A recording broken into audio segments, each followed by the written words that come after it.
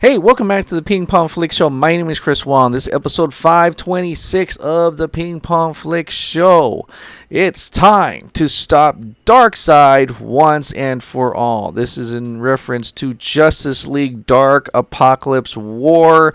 It's coming to digital in 1 week and Blu-ray in 5/19. This is kind of exciting because I've been following this animated version for a while, and it's the only ones that actually really connect to each other.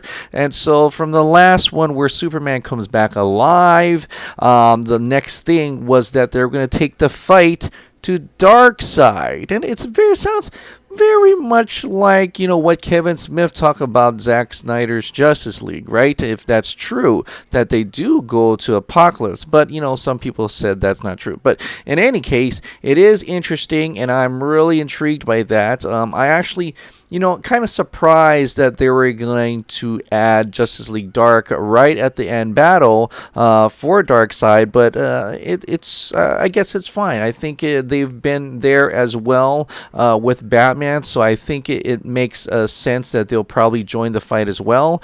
So looking forward to this one. Usually I don't really review animated ones, but I reviewed Red Sun, and I think I even reviewed The Death and Return of Superman. So, well, I might as well do this. This sounds like a big ending through this whole animated movie series in a way. I think after this, they're not gonna continue anymore with this type of animation. So, looking forward to see how this fares. So check that out, and you can actually you can probably get it on Amazon right now.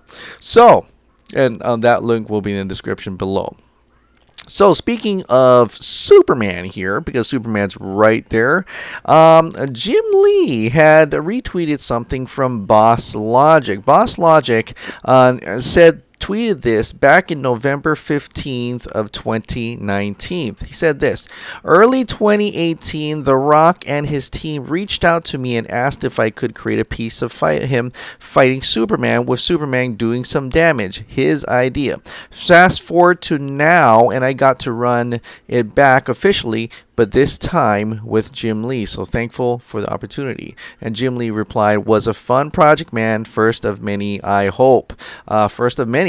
I really hope so as well. Now, this is interesting because the Boss Logic has worked with The Rock in doing that first image of, I guess he even says, because Dwayne Johnson actually retweeted it out or Instagrammed it out, that's the first official look, pretty much as a concept form of Black Adam. So if that's true, then maybe he's utilizing Boss Logic a little bit more, including Jim Lee, in getting concept art for movie ideas. As you can see in this image, it's Henry Cavill Superman, torn a little bit, hovering over a beaten down Black Adam. Now, this is just speculation, but I do think Dwayne Johnson has every bit of a goal to get him going against Henry Cavill as Superman. That is something that is always, I think, in the back of his mind, right? And you see a lot of people are responding to this in a very exciting moment, because this is not, this has happened, right? I mean, we've had him meeting, Dwayne Johnson has had a meeting, here we go, with Henry Cavill, and ever since then, in almost every interview, on almost every notion with Black Adam, Dwayne Johnson has always replied with he's strong as Superman, he's going to go against Superman, he's going to kick Superman's butt in the rest of the Justice League. He is just hyping this fight.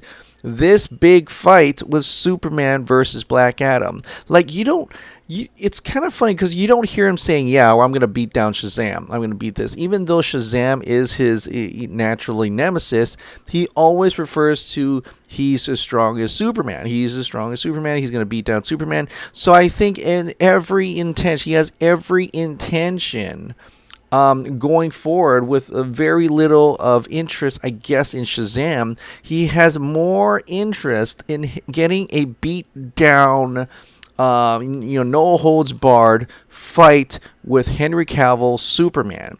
And that's something I would want to see as well. I would love to see Superman versus Black Adam, or vice versa, depending who you want to cheer on. But in any case, a Superman versus Black Adam fight in this kind of damage, almost like a Man of Steel type of fighting, that visceral, that huge, and it would be totally satisfying, I think, for Superman fans everywhere to finally get to see Henry Cavill back as Superman, fully powered, a full OP going against Dwayne Johnson's huge Black Adam character. And I think I hope that happens. I really do. And seeing that, Danny Garcia's and the Garcias are kind of repping Dwayne Johnson and his company, Garcias.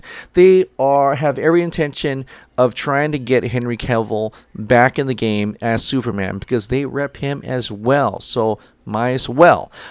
So this is exciting nonetheless. I hope this happens. I really hope we get to see a little bit of this for the future for the DC films and Warner Brothers.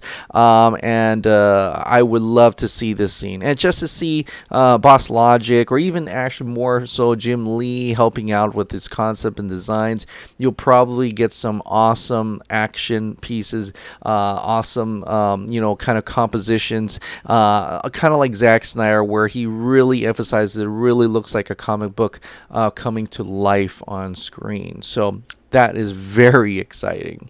Now, a little bit more about the Suicide Squad. James Gunn is currently editing, post-production on the Suicide Squad. He's answered some fan questions and get a little bit of feel of what the look of the film is going to be like. So he said this: yes, we're finishing the Suicide Squad and the VFX in true 4K, as opposed to finishing in 2K and up-resing for 4K releases, which is more common. It's a colossal film which will more than make use of all this. So he said he pretty much kept going on how he didn't like those films where they had to cut off the left and right. He wants everything that he shoots, that he sees, fully on screen, and I think I could really appreciate that level of quality. I really do. The whole thing is going to be in IMAX, not here or there. The entire film is going to be on IMAX, and some people were even saying that it's probably because it's like a mission, a group of it's like a group of soldiers. It's going to be like Black Hawk Down, possibly, and when you say that to me, right? You say, okay, it's a team mission, and when you say, hey, it's gonna be maybe more like Black Hawk Down and less Guardians of the Galaxy, then I'm gonna be like, okay, you got my attention. I think that would make me feel really compelled to see this film if you're calling in Black Hawk Down more than Guardians of the Galaxy. It's a team mission. Many of them are gonna die, but it's gonna happen, and it's gonna be a really thrilling movie, right? So hopefully that's the case, and if it's in all IMAX like that, it's gonna be pretty fantastic to see in the theaters, nonetheless. And I really think he is definitely aiming to put this in theaters. But the problem is the theaters itself. Okay, the problems of the theaters, we have this coronavirus thing going on, the COVID-19, and theaters are struggling to try to reopen. But apparently in California, movie theaters could take months, not weeks, to reopen. And this is California Governor Gavin Newsom who is saying this, which is probably even true throughout the country as well. So it will be a while until we actually get to see a movie in theaters, at least in the state that makes most of those movies, especially especially from Warner Brothers. They are not going to open anytime soon. I mean, if they're saying that schools, the first stage is getting schools to reopen in July or early August, then months after that, that's got to be past summer, especially maybe even to the fall, until their movie theaters in California could open. But hopefully that's not true. Hopefully things work out, and hopefully they flatten the curve and get it down to zero quickly, so that theaters could reopen once again. But because of this situation about movie theaters opening, or not opening, rather, some studios had to take drastic measures, and some movies had to go straight to VOD. So, and one of those movies is Trolls World Tour, right? Universal Films decided that the best solution that made sense to them in this regard was to bring Trolls World Tour from the theaters and straight to your home, through streaming services and through VOD and on demand, paid VOD. So, and it was great because Universal Studios had said that this movie, Trolls World Tour, made about $100 million on VOD, in which the first movie made about like 119, but then they had to share it with the theaters, right? They had to share that profit with the theaters. But when it goes straight to demand, there's less of that as well, less of sharing that profitability, and so I think they were able to reap a little bit more possibly in the long run through going straight to demand. So they had these comments about, thinking about more about putting it on demand for movies, and selecting things that they thought would be better for theaters. AMC Theaters, a big theater chain, just did not like that. They said AMC Theaters came out and says they will refuse to play Universal films in the wake of Trolls World Tour. The comments that NBC Universal CEO Jeff Shell made in regards to the on-demand success of the family film and how it means for the future.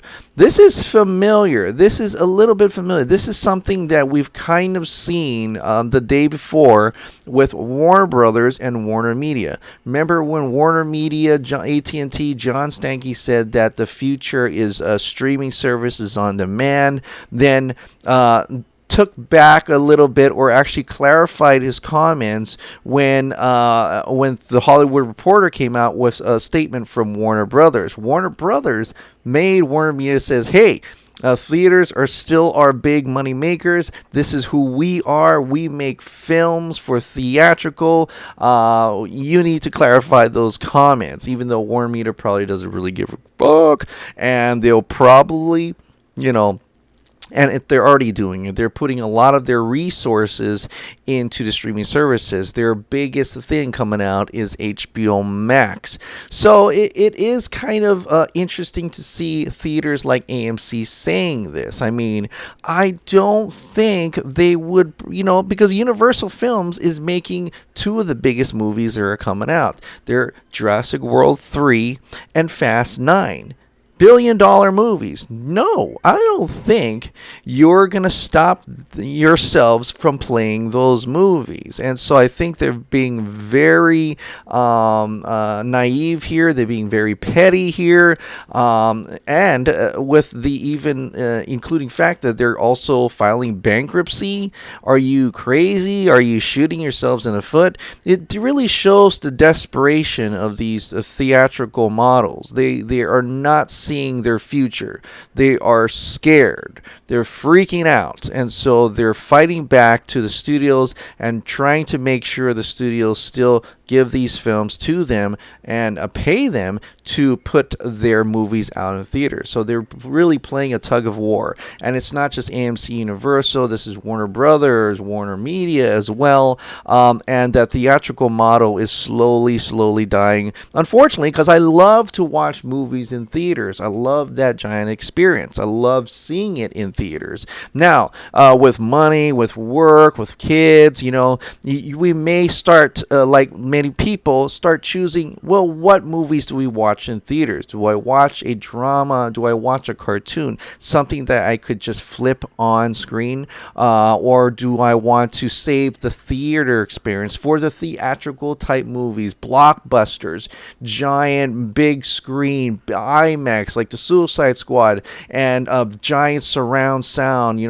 Do I save that for theatrical type films? Do I save the theatrical models? And I think these are the studios, these companies are thinking that. They're thinking, well, if I pitch in this much for this movie, I could probably make a lot more or save a lot more money if I put that straight on streaming. While if I want to make the theatrical bucks, that big theatrical money, then I'll throw these to the theaters. But it also, not giving the theaters, the exhibitors, enough content, right? This is all about content, right? The studios are now choosing where to put their content. They're actively thinking, and the COVID-19 situation didn't help. It's actively making them realize that there is a lot more ways to get their content out with the less expenses. So this is the future, and movies, these theater companies like AMC Theaters, Regal, they're going to have to think of something. They're going to have to do something to be relevant, to keep relevant before it starts getting more and more so where, people are not going to go to theaters to watch these theatrical movies, and they're going to go straight home. They're going to stay at home and watch movies on demand. So they're going to have to do something, and hopefully they can come and work together on that. I still would love to watch these big movies in theaters, but it's getting even more less and less likely, especially with things like, I don't know, like Zack Snyder's Justice League, right? So before I get into that, this is the Zack Snyder's Justice League fan poster pick of the day, number 775, Theophilos Rigas. I butchered your name. I apologize for that. He's on Facebook. I picked this one because it's the minimalistic. It's lots of usage of black. I love the blue and red that kind of just shines out from Superman, even though it's the black suit Superman. It's very neat, it's very crisp, it's very clean, and this one probably is my fan pick of the day, with a little bit of aura of a big dark side in the background. So this is my JL fan pick of the day. Fantastic work, Theophilos Rigas. Hopefully we'll get to see more from your content. So this picture will be in the link in the description below. Now, Warner Brothers because it's National Superhero Day, and they decided to tweet out something that got everybody kind of looking and turning heads. Warner Brothers put out this to the ones, or Home Entertainment rather, to the ones who inspire us to be larger than life and teach us that anything is possible. Happy National Superhero Day. You recognize Michael Keaton's Batman there. You recognize Wonder Woman there, Aquaman, and of course Christopher Reeve's Superman. Now this got a lot of attention because people are like, you put the wrong Superman in there, you put the wrong Batman in there, the disrespect. Okay, the disrespect. Now I like Garza's kind of reasoning for this, and it makes sense. This is the first film interpretation of these characters, right? So like Batman, that Michael Keaton's full-length feature Batman, Christopher Reeve's Superman. I mean, if they really wanted to go in further, they could have probably threw in some of those black and white ones that actually did go to more movies, I think, but I get it. People like Sean O'Connell and many people in here said this is disrespectful. They deliberately kept a Batflick out. They deliberately kept Henry Cavill's Superman out. You might as well have kept it the same. And I agree, you might as well have kept it the same. But I think for the most part, maybe they knew this was going to happen. They knew people will react to this. It's almost like rage baiting at this point from Warner Brothers. And that's fine. People will engage with this, and they'll see that a lot of people engage with this, and the amount of engagement is a lot. 2.4K likes, lots of retweets, and many comments here about Zack Snyder's Justice League. But if we go look into it a little bit further, Khalil's had put out this. Also, Robbie Monroe, thank you for letting me know. He said this: "Holy shit, guys! The official Warner Brothers Instagram account posted an image of Wonder Woman from the Snyder Cut. Look at the different color grading between the two images down below. It's hype time! Release the Snyder Cut, Zack Snyder's Justice League." And it's true. I mean, you look at this. Look at this. How crisp it is. You see the film grain. It's the usage of the dark, the blacks, and then you have this, right? Because they try to lighten it up. Joss Whedon or whoever was made sure this happened. They tried to lighten it up to a more of a daytime shot rather when it was supposed to be a nighttime shot. So this actually looks way better. I mean, just way better than this brown thing. So it's you can definitely see that difference in there. Are they using a Snyder Cut? Well, they're using a shot that Snyder shot, definitely. But like all the marketing material, including the trailer and the teasers and all the pictures at that time, it was all Snyder stuff. Like we even saw, even to the last most trailer, had a lot of Snyder cut stuff in there. And then when we watched the movie, we totally, the colors did kind of change. So if you want to, you can probably say, okay, they probably took some Snyder Cut shots, and I agree. It's probably in a marketing folder somewhere, those shots, and it's definitely way better looking. I don't know if this actually means anything. It could. I have no idea. But they were being very deliberate, I think, in choosing these 4 pictures, deciding on Christopher Reeve's Superman, Michael Keaton's Batman, and these. Now, one other reason could be that this is also a marketing thing. They're seeing what reaction are you having when they're choosing these pictures. And for the most part, they are seeing that people are kind of upset. That they're not using, and rather, Henry Cavill as Superman and Ben Affleck as Batman. So let's see what they got out from that. I have no idea at this point, but like I said, this is Warner Brothers Home Entertainment. I think a lot of our focus really should go to a little bit to Warner Media. And that will bring me to my next little point here, and that is this, right? I want to make sure you guys know about this. And remember this, Sunday, May 10th is the Mother's Day Zack Snyder's Justice League event. This Will Rowland's idea for it. I think it's a great idea. It's a way to get everybody involved for this little fun event to promote Zack Snyder's Justice League on Mother's Day, even with a Mother Box Day as well. Maybe we can do even Martha Day or Mother's Day, but make sure that Zack Snyder's Justice League is prominent, because that is Zack Snyder's movie. That's Zack Snyder's title. That's the name of his project, Zack Snyder's Justice League. And then finally on HBO Max launches on May 27th. So let's show HBO Max and more likely Warner Media that there is a market and a demand for Zack Snyder's Justice League. So the details once again are in the description below for that matter.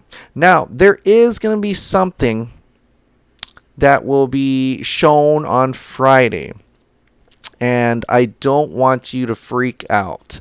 I think that anything that happens to show a little bit of a type of marketing, a type of word going out involved with the release of Snyder Cut is actually a good thing, because it's getting the word out. It's so mainstream that properties will be utilizing that, and even maybe even teasing it or even talking about it, whether it's a positive or negative manner or whether it's an Easter egg or whatnot. I think we should all kind of look at that and says, hey, at least they're using it, and at least they're showing viewers that have not heard about it before. Maybe they'll look into it. It's like, what's this release the Snyder Cut gig? What is going on with this, right? And it could be blatant or it could not be blatant. And one of the things that is not really blatant, which is interesting, is this little clip from Batwoman. Apparently, there's a release of Snyder Cut Easter egg in this. Check it out.